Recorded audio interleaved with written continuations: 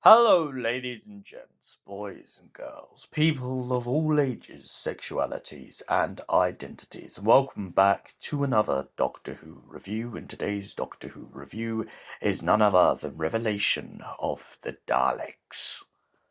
The Doctor and Perry arrive on a planet that the Doctor doesn't remember ever being to before. However, there seems to be a giant statue of the Sixth Doctor. And it turns out that this is all part of Davros's great plot to lure the Doctor in. It appears that this version of Davros has already met the Sixth Doctor and encountered him in many different times.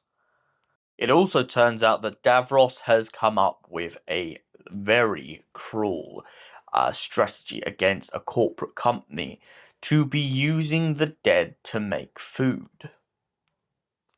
Yes, he has been using dead bodies for two purposes. One, to create more Daleks, and two, to essentially feed the hungry and starving.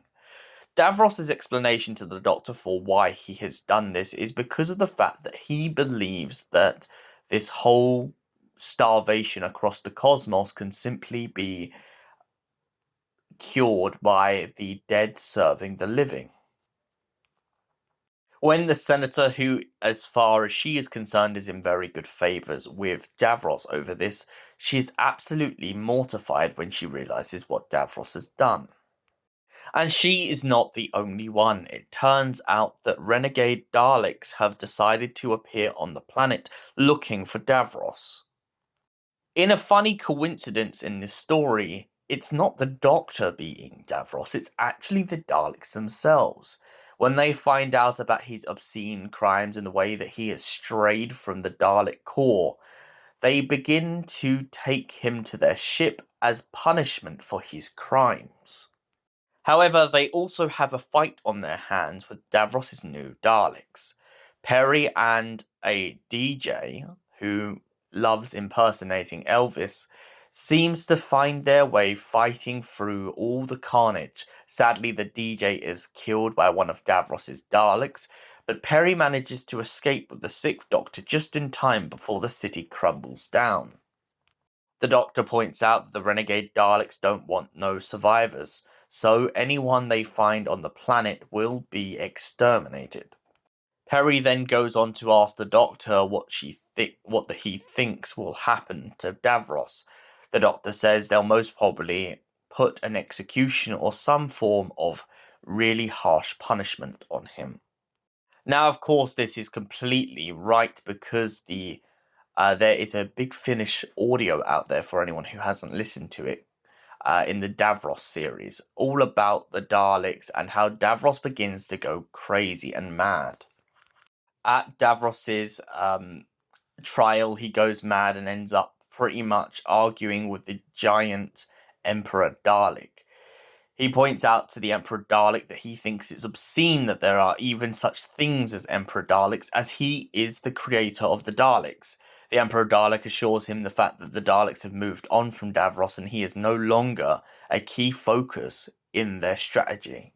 But they still need him every now and then as a little puppet to basically help them when they get ill or sick or malfeed. Davros and the Daleks. One cannot live without the other. So, Revelation of the Daleks. What did I think of this story? Honestly, I love the graveyard kind of gothic theme to this story. Like, this story starts off very light-hearted about celebrating death, about celebrating people and stuff, and then just absolutely rips off the cover when it gets to all this gore and two people discovering what's happening to the bodies of the missing.